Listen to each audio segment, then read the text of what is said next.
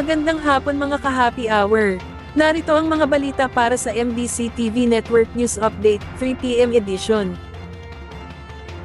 Retraining program para sa mga OFW na nawalan ng trabaho, palalakasin ng Marcos Admin. Yan ang MBC TV Network News, ni Arnold Herrera. Dapat palakasin ang retraining program para sa mga kababayan nating overseas Filipino workers na magbabalik bansa dahil sa kawalan ng trabaho.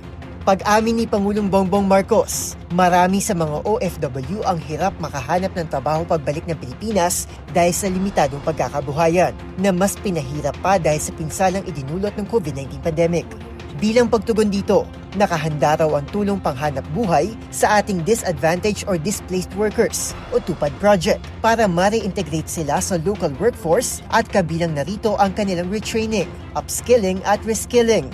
Masaya ring ibinalita ng Pangulo na mas malaki ang pondong inilaan ng gobyerno para tulungan ang mga displaced o retiradong OFWs na gusto pa rin magtrabaho. Sa tulong yan ng livelihood programs ng Department of Labor and Employment at Technical Education and Skills Development Authority o TESDA. Ayon pa sa Chief Executive, pinalalakas din ng gobyerno ang partnership sa pribadong sektor para tugunan ng kakulangan ng job opportunities at tiyaking hindi masasayang ang husay na tatak Pilipino. Para sa MBC TV Network News, ito si Arnold Herrera. Sama-sama tayo, Pilipino! Samantala, emergency laybys para sa mga motorsiklo at bisikleta, target na buksan sa susunod na buwan.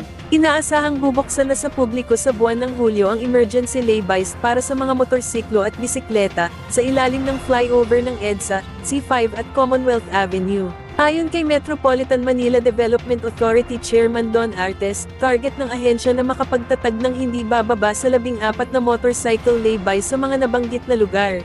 Ang emergency laybys ay magagamit ng riders para humimpin sa panahong may malakas na mga pag-ulan. Kahapon, nagsagawa na ng inspeksyon ang MMDA sa isa sa mga motorcycle laybay sa ground level ng Quezon Avenue flyover, sa Quezon City. Sinabi pa ni Artes na may mga MMDA personnel na rin silang sinanay para umasiste sa mga rider na mangangailangan ng emergency assistance. Ang mga laybys ay nilagyan na rin ng basic repair shop at vulcanizing tools para magamit ng mga rider at siklista sa emergency na pangangailangan. At yan ang mga balita para sa MBC TV Network News Update 3 PM edition. Abangan ang mga susunod na balitaan mamaya para sa 4 PM edition.